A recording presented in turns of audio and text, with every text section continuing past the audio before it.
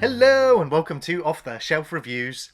I really have a soft spot for this movie and its original. And I'm Gary. And today we're going to review and discuss Invaders from Mars, which released in 1986, from writers Dan O'Bannon and Don Jacoby, and directed by Tobe Hooper. Ian, why don't you give us the synopsis? Well, the story follows a small boy called David Gardner. He has seen an alien spacecraft land behind his house one night during a storm and has started to notice some strange behavior with his parents. As his investigation deepens, he realizes that Martians are attempting to take over his town and the world, and he may be the only one who can stop them. 1, 2, 3, 4, 5. Thank you. So, Tobe Hooper had some success with Life Force the year before, working with Canon Films. But this time around, they offered him a little less money than they did on Life Force, but they still offered him creative control over this remake of this 1953 classic Invaders from Mars movie. And I have to say, I think he did a wonderful job in remaking this. It's kind of one of those remakes that kind of gets forgotten that actually did an okay job. I've always had a real soft spot for this movie because, like, it was possibly one of the first movies I remember seeing as a kid. And then linking it back to Tobe Hooper, Mr. Texas Chainsaw Massacre, linking it back to 1953 black and white sci-fi movies, and then jumping from there to all these different movies. It was just this portal to this other world of cinema that I'd never known about. But at the same time, over the years, it's been forgotten. People kind of look down on it of its special effects, and maybe because of the budget it gets from the company, Canon Films. Yeah, it's true. I mean, the film was a critical and commercial failure upon release. So was The Thing, Yeah, exactly. But that's what happens with so many of these, like, 80s flops. That they go on to become fondly remembered. Yeah. And I think that might just be the case with this one. And right from the get-go is we get the Superman-style credits, the titles that they're flying at the screen, including the title. It goes on for a little while, but you'll definitely notice a couple of names flash by the screen, including John Dykstra, Stan Winston, Christopher Young, Tobe Hooper, and then, of course, the cast as well. You're like, oh my God, this should actually be pretty fun. Yeah. And then we start up really sweetly. You got dad and son in the back garden looking up at the sky, meteorites or comets or whatever you say, shooting stars are going past, and it kind of really lulls you in. I'd forgotten like how the family makes me feel. We've got Hunter Carson playing young David Gardner, and I'd only found out this time that his mum is Karen Black, who plays the nurse in this film. And I'm like, oh my God, Karen Black. Her biggest role I remember is House of a Thousand Corpses. Right. Like, it's wrong, but I kind of fell in love with her there. So I can see why. And kind of remembering her in this time around, I'm like, that's a scream she's kind of gotten her there. Oh, hell yeah. But yeah, mum and dad are like loving to David, and they want him to go to bed. And the storm you've heard it come in. Now, he does go to bed, and dad says goodnight to him, and then he gets out of bed and he sees the light show coming down, and you see the ship starting to come down, and I'm like, what is behind his house? Yeah, how far down does that go? Are they literally tunneling underground? Surely there'd be earthquakes of some kind. Well, I remember in the original as well, like in the original it's like a giant sandpit quarry thing. Right. He's got that back there, so you just are supposed to know that off the bat. Well, really. I mean, because we get this rickety old looking set, with the path going up and the fence along the side, and at night time you can see the wall of stars. It's just like these orange bulbs. Well, I was like, my God, that looks like such a studio set, But then I'm like, but they've actually perfectly recreated. I think they may have switched it, mirrored it. No, I think it's exactly the same. With the same style, but it's just the same style that they had in the 1953 original, which is great. But yeah, so David wakes his parents up, and he's just like, I've seen this ship. You need to go see it. And it cuts to the next morning, and like his dad must have gone in the middle of the night to see it. Yeah, he's missing a shoe. Yeah.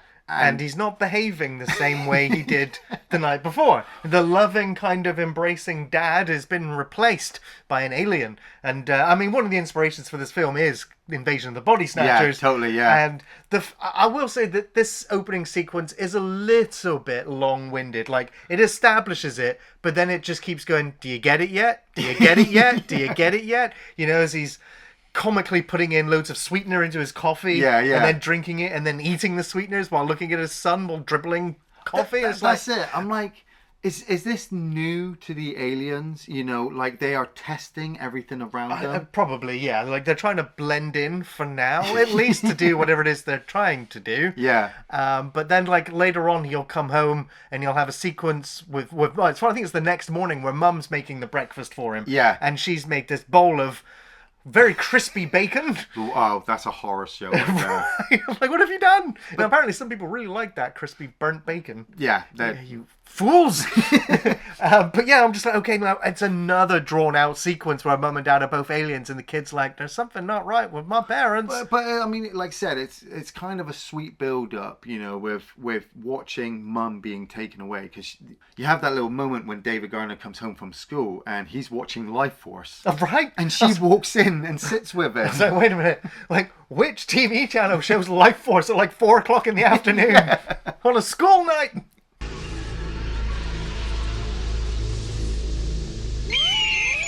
David Gardner, feed me. Mom, God. When David goes to school, you know, and he has his kind of first run-in with his teacher, Miss McCletch, played by Louise Fletcher. McKelch, sorry. 1, 2, 3, 4, 5. Yeah, it's Oscar-winning Louise Fletcher. Yeah. One Flew Over the Cuckoo's Nest, Nurse Ratched. She is excellent at playing that type of character, and she does it really well as a institute nurse or a school teacher. She dominates the presence. She controls the classroom. I mean, and I was like, no, wait a minute! Like, you can tell this is an '80s movie. All those kids out there with scalpels. So, Jesus. Yeah, no health and safety. It's all gone out the window. But she was always the icon for this movie that I always remembered, because just her presence, even before she, you know, spoilers, gets taken over, she's horrible. She's alien-like. She obviously is the absolute opposite to Karen Black's character, the nurse. So obviously David's in class. They're dissecting this frog. He throws one across the room, and then he's cut himself with his scalpel. So then Miss McCletch has grabbed him and she's walked him down to the nurse. And I mean, it must have been nice. Like I said, that was the first time I'd realised this. So it must have been nice that Mum and son were acting against each other, because like he'd worked on Paris, Texas before, and I think he'd won an award for that. So he was doing really well as a young child actor. So him selling this idea that Mum's an alien, Dad's an alien, he thinks his teacher's an alien, there's a UFO behind his back garden. I'm glad that his recap is kind of just done in a crossfade. Yeah, because honestly, I like his acting in this film. Like, in some instances, he sells it well enough. Yeah. But I think for the most part, his acting is what I would consider not non-acting. it's he doesn't emote enough, or he doesn't sell it well enough, really, and it just comes across really bad, like really bad. But then I'm kicking myself, because I'm like, it's a kids movie, and I imagine if I was much younger, you know, I remember trying to watch this film, and like his delivery, I'm sure would be fine, because he is the surrogate audience for somebody of similar age watching it. But watching his acting in these scenes, I'm just like, it's serviceable to bad, I think.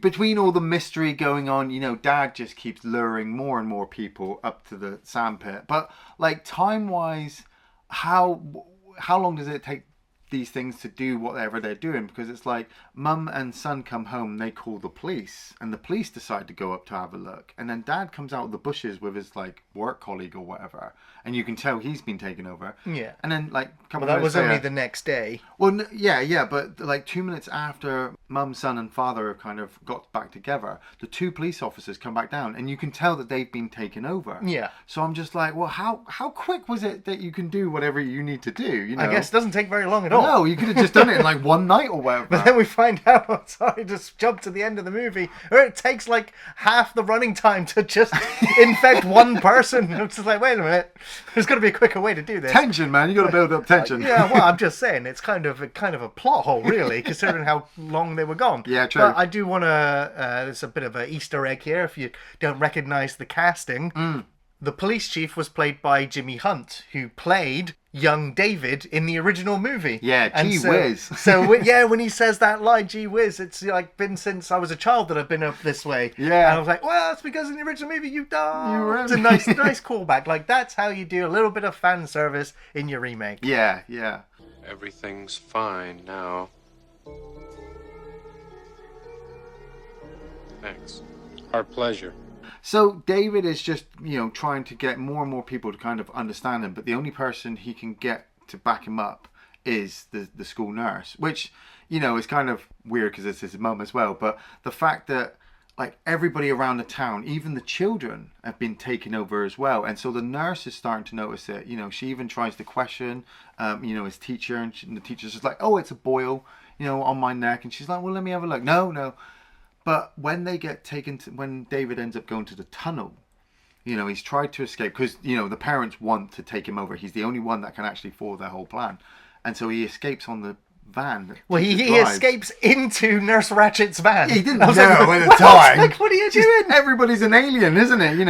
I'm sure how long has he been going to this school? I mean, I'm sure he'd know that teacher in particular, like the bloody frog van that she's got out in the parking lot. Yeah. And he ends up hiding in there, but she ends up pulling over and he escapes and then goes into the tunnels.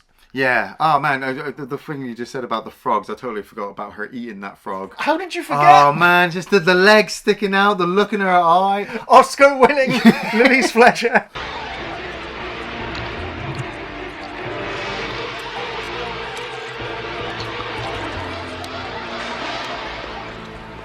Like, is that like a complete model? Swallowing it No, down? that's her. That's her. But it was a fake, like a gummy frog thing. Wow, and apparently, the actress said it tasted disgusting and vile, and she couldn't believe that she was doing this. But then when you see her acting in a minute, well, man, they get on board this ship, and you can tell that the budget wasn't there to give the ship. Well, they were absolutely inspired by Geiger's work on Alien, and they wanted to build a biomechanical kind of infrastructure of the ship. Yeah. But limitations on time and money, and they didn't quite have the know-how to do it. But I think it does a good enough job. Well, also Stan Winston was, he'd already left the project and gone back over to Aliens, not and so quite was designing yet. Not quite yet. But yeah, Stan Winston did leave production on this slightly earlier than intended to fly over and help James Cameron making Aliens. Yeah. But Stan Winston had all of his team, including young Alec Gillis as well, who would go on to make more Alien stuff. Yeah. They stayed there and finished the project. And the designs of these things as well. I want to credit John Dykstra for the alien design, Stan Winston for these creatures. And like going back to how do you remake this film? How do you reimagine these men in suits? Yeah, exactly. And apparently Rob Bottin was involved in making this at one point, but he passed. And also Rick Baker was involved at one point in doing the effects, but they both passed and went on to other projects. Yeah. And so they knew they had a problem in the fact that the original was men in rubber suits. And they want to do a movie with men in rubber suits that doesn't look like men in rubber suits. So what did they do? They designed a bigger rubber suit that could actually house two people in it at once. Wow. Now they got apparently they got some muscle-bound big guys that would actually be walking backwards in those things. They would be hunched over with a harness on their backs with a little person sat on there whose feet would control the mouths and their arms would actually be the arms of the creature.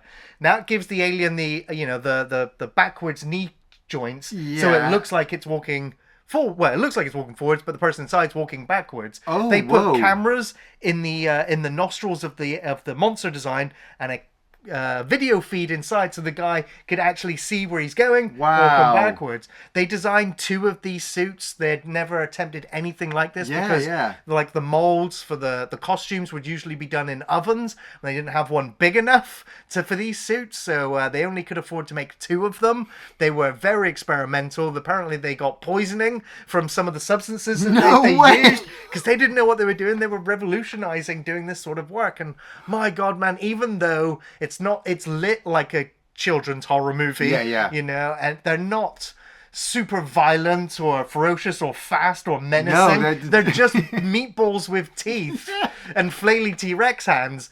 But like the effort that went into making them and to bringing them to life on the screen, the fact that they only could build 2 of these suits, and then through editing, you'd often just find pairs of these things throughout the ship.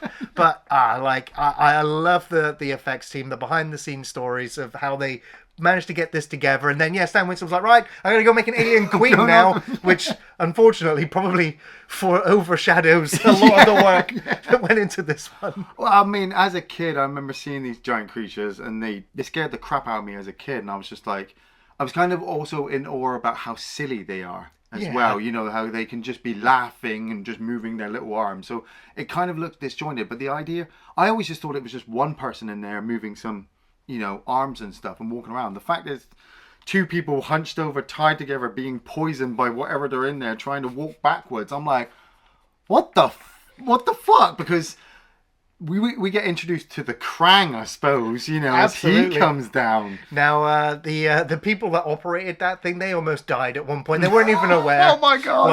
Like there's a sequence where it's kind of exploding later and the sparks flying, electricity going, and apparently the people had to rush in there and cut them out because the whole back side of the set was on fire. No one was hurt. No one was even slightly hurt. They managed to put out the fire and save everything and finish the movie. But it's just one of those. It's an amazing design again. Yeah. You know, and Stan Winston, his own pen and paper designs brought to life, sculpted, molded, created. I love the fact as well. I mean, this is a year before the first Turtle series would come out. So I've never seen it. I don't know if it's in the original comic book series, but this is kind of the first time I'd see the Krang. So, like, he's using psychic powers to control these little kind of antennae things that are coming out the back of people's necks. Yeah. You know, and then their whole plan as it starts to be revealed, because David gets chased away by the teacher out of the spaceship. He rushes back to Karen Black, tries to take her back to the tunnels. She won't go. And Karen Black's kind of selling it as well as the teacher that she's in trouble. You know, she believes David and she believes that something weird's going on with the town, but she can't put her finger on it herself. And if David's lying, she's going to lose her job and she's going to get into a lot of trouble. But they kind of get chased back to the school, don't they? And then... Well, she decides that's going to be a good place for them to hide. Because she's tried the phone, she tried calling the police. You know, David almost got abducted again because he didn't go on the field trip. Yeah. Because Nurse Ratchet's driving the school bus to the alien site. It's like, oh my God. She's taking them all. We do find out, like they're not being taken over by aliens, but they are being brain controlled by them. Yeah. So, yeah.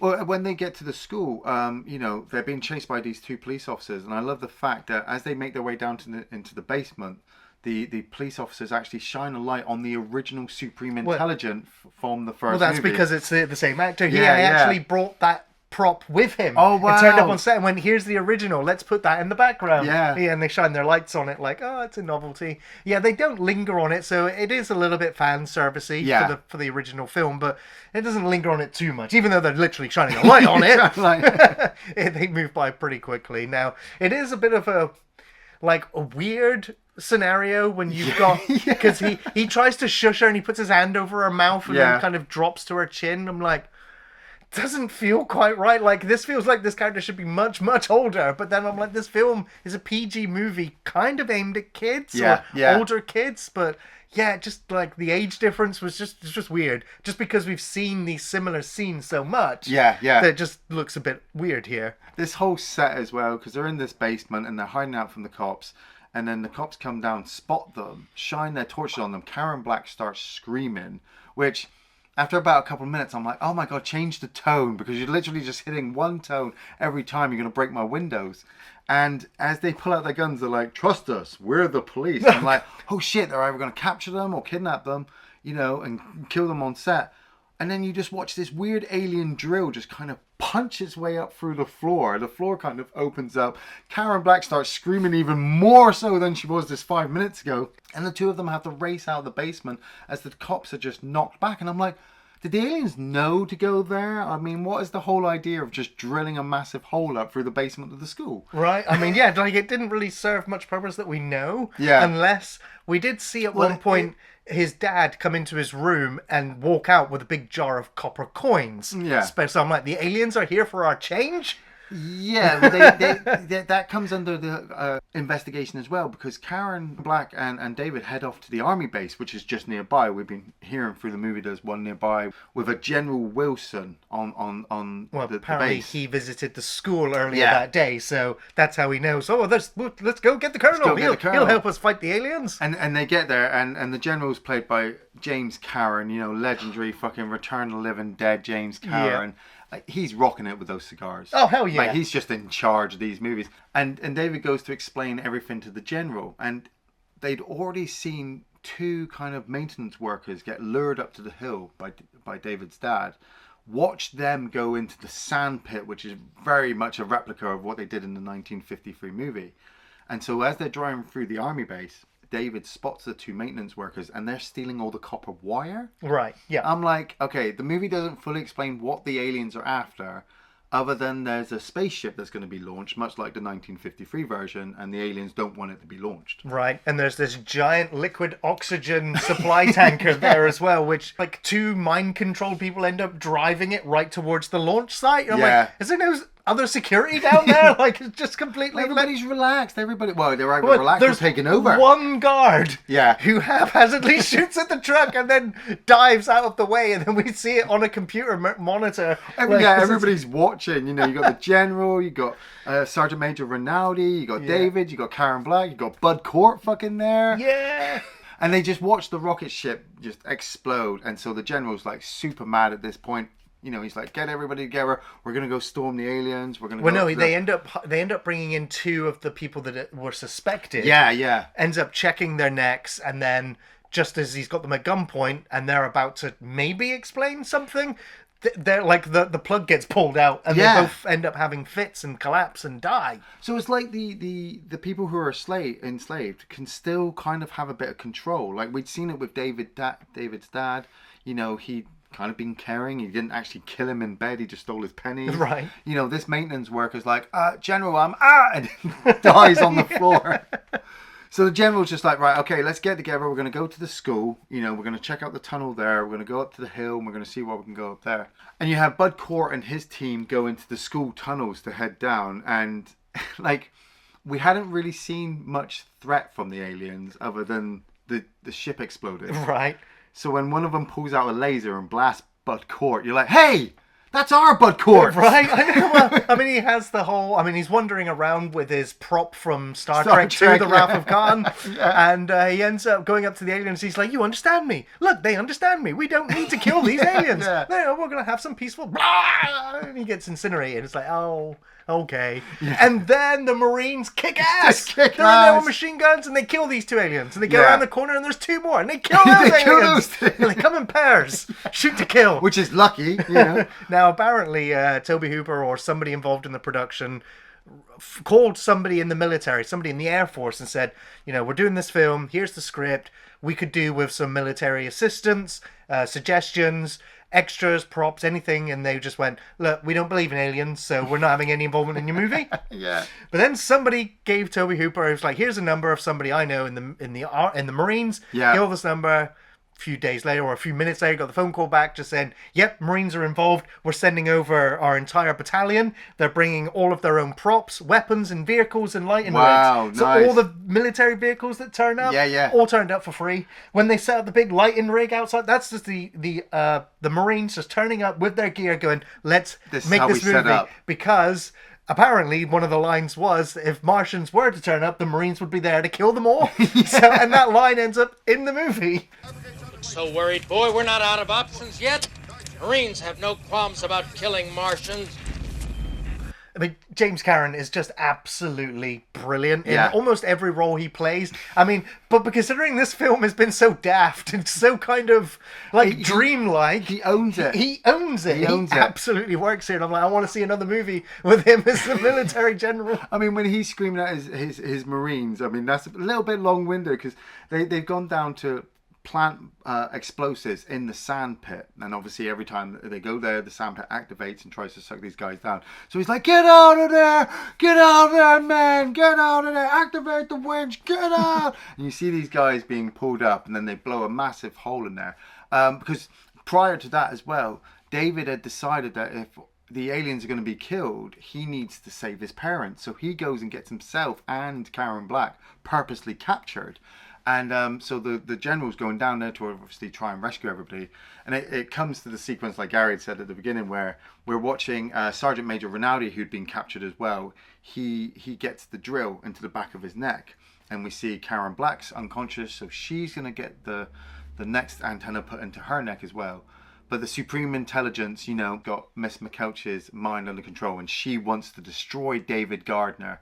So they bring him up to obviously speak to the Supreme Intelligence, and it's nice. I mean, David's not trying to be too egotistical about it. It's He's like just the end please. of a South Park episode where he's just like, you're not going to get away with this. What you were doing is absolutely wrong.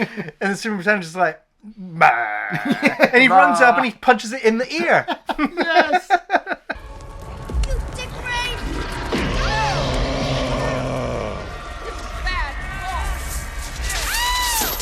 But then the Marines turn up and they just start laying waste to everything. And Yeah. obviously we see the sequence, don't we, where there's lots of explosions and grenades around the Supreme Intelligence. Yeah. Mrs. McKeltch is also smacked away by David at one point, and she's like, "I'm 1, 2, 3, 4, 5," but she ends up getting knocked, and she falls into the mouth of one of the drones. Yeah. And then it kind of, I mean, well, she's swallowed whole. We Yeah. see her legs kicking for a moment. And the other one's just laughing its ass off. Right. 'Cause they just don't care. They're all just drones for the Supreme Intelligence. I mean, But they're the actual aliens, though, right? Yeah, well, I suppose he's got control of everything. Sure, yeah. Like, Like, he is like a brain, a hive brain. Yeah, but he gets shot up, and I'm not entirely sure if he gets killed or not, but he does get whisked back Yeah, into his the wall. slug-like thing goes back, hides back in, and then like once the military have set the bombs, it comes back out again. It's like, well, they've all gone now. Well, I guess we'll resume operations. I don't know. I think actually we'll just try and take off. Yeah. We've got enough copper. Let's go. Yeah, let's just go.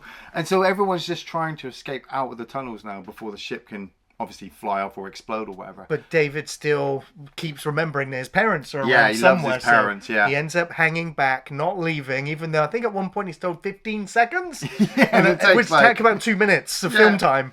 Yeah. But yeah, his parents are calling back to him, and he comes back and he's like, "No, actually, you've been enslaved, and so I'm going to run." Yeah, I'm going to run. They're going to chase after me as well. And then the parents chase after him, and then they catch up to him, and they grab him, but the ship takes off and then explodes, and then their devices leave their bodies, and they're back to normal Back again. to normal. And you're just like, wow, it's all over. Everything's great. Oh, wait, no. It was all a dream. What? No, the twist. Well, shit movie then. Well, it plays in heart to the original one, because the original one finished on the same thing. David wakes up, he runs into his parents' bedroom, he tells them, they sit over a hot cocoa. Oh, David, what a crazy story. Yeah, your teacher's an alien. There's no UFO out there. Hey, Mum, do that Coneheads voice thing. But I was so scared. There is nothing to be afraid of, David Gardner. Tomorrow we will take a picnic up at the hill. Then Mum and Dad go off to bed, and as David's settling down, the alien ship comes down. Well, It that was very all a day, premonition, I guess. think? It's Final Destination from Mars. Yeah, Final Destination from Mars. And David is so scared, he runs back to his parents' bedroom just like he did at the start of the movie. But, oh my God, we hear noises, and he looks absolutely terrified. So we think his parents get eaten? You can hear the same sound that were used for the aliens earlier. But I'm like, but they just landed. Haven't Yeah, they? What? Are they back? Is this the first time they've been? What? So was it all a dream? Still all a dream. Does You it still actually see- matter? Yeah. Ian, what were your favourite scenes? Oh man, I had such a sweet time rewatching this movie again. I mean, I suppose a lot of the sequences where it kind of just plays in heart to the original movie, you know, like you said, the little path that leads up to the top of the hill Mum and Dad take. You know, at night, there's the part where Dad says to Mum, I'll take you up to the hill tonight after you've done the dishes. And then it cuts to David's clock and it's like 12:30 at night. And I'm like, how long did it take you to do those fucking dishes? Because then they take their walk and David's like, Mom! The teacher eating the frog. You'll never forget that. The look in her eyes as she's trying to swallow it. Like I said, I was sat there for the review and I'm like, is it like a covering over her neck? Is it a fake head or something? No, it's her. She's eating the frog. I mean, the teacher's scenes herself. David Gardner, 1, 2, 3, 4, 5. Absolutely steals it. I do like, I suppose, the big fat aliens kind of walking around fighting the military. The fact there's only 2 at a time because they only had 2 suits. It's a bit weak as well, but there's that shot, I suppose, where David's running down and you see 2 and then it cuts to something and then there's another 2 and then it cuts. It's so good. Bud Cort and his team. Bud Cort being vaporized by a laser. Love Bud Cort. So Bud Cort. And, I mean, every now and again, I do love the fact that it's a dream. What? A dream within a dream. I love Inception too. Yeah, there's some quite memorable moments in the film. I think the most memorable moment in the film is watching Oscar-winning actress Louise Fletcher swallow a frog whole, and then wipe her chin afterwards. God damn it! Yeah, very memorable shot in the film. But nothing can take away from the designs of the ship. David, the first time he goes around exploring it, just all of the weird designs and platforms. It's completely alien. Yeah. And I quite like that. And of course, when the Marines do turn up and they're going through, and one of them's touching the walls, going, "What is it?" Some kind of secreted resin. But nobody touched nothing. And that's all I could hear in my mind. I was like, as aliens is being shot, you know, the exact same time somewhere else. But yeah, it's I think the set's great, and the makeup design on the drones, the walking meatballs with teeth, I really like it. So very memorable designs. Bud Cort getting vaporized. Bud Cort. We love Bud Cort. Cort. Yeah, even though he's only in the movie for like 2 minutes, it's great. It's Bud Cort. Yeah. There's a moment right after when the Marines have just blasted 2 aliens and they're just walking around. And then he just blasts the alien a little bit more. I'm like, double tap. Double tap. Yeah. Marines have no qualms killing Martians. It's like, it's not necessarily a great line, but the way it's delivered makes it a memorable line. Yeah, James Cameron. One last favourite scene in the film, and that is Dale Dye. His little cameo role. I think it's one of his earliest as a military consultant on set. And he's the guy who fires the big rocket thing. Oh, no way. Yeah. Oh, wow. So great Mr. little cameo Platoon, there. Yeah, Mr. exactly. Casualties of War. He's Ian, do you recommend the film? I do. I think this movie is just so sweet to watch. Maybe like a late Friday night or an early, Saturday morning. Like, it works well if you're going to watch it with the Fly remake or the Thing remake or the Blob remake, it's just one of those 80s remakes that you watch and you have such a fun time. You could even go back and watch the 1953 original and you're replaying it in your head. Maybe you like the 80s version, maybe you like the black and white version. Tobe Hooper, he was kicking ass at this time, Texas Chainsaw Massacre 2, Life Force, they should have just kept giving him more and more scripts, go, just keep making more movies. So yeah, highly recommended. Yeah, so I was just a little shocked because I consider this like such a kid's movie, and you would say watch it with the Thing, and I'm like, no, yeah, but I'm like, oh no, yeah. But no, I do also recommend Invaders from Mars. This is a fun PG horror film that serves as a gateway horror film for older kids. The entire alien invasion is told from the perspective of a child who warns the authorities and joins the Marines in killing the Martians and blowing up the ship while rescuing his parents. The acting, though, is so-so. I mean, it's okay, but it's very off in parts. And Hunter Carson, he did an okay job in the lead role, while the great James Cameron stole all of his scenes with a cigar-chomping Marine that's happy to kill any invading aliens. The special effects were top quality for the time. From the rubber suits to the interior of the alien ships, it's very memorable, if not, as we said, overshadowed by Alien and Aliens. The monster suits are original, fun, and only really ever so slightly scary, but they're very impressive looking. It's always great to see the works of Stan Winston and John Dykstra, and I think their work shines here. The music was a bit of a letdown, honestly. Legendary horror composer Christopher Young's score is rather repetitive at times. It lacks the flair, but it helps deliver the kind of comical or humorous scenes pretty well. Otherwise, it was a little bit disappointing, which is understandable considering the studio rejected his original experimental score, which was thrown out, so he had to hastily put together the score that is in the film, and it's a little disappointing. This film may not have found its audience at release, but it now sits comfortably as a cult classic that's more than worth a watch. They came from above and attacked from below. Thanks for watching Off the Shelf Reviews.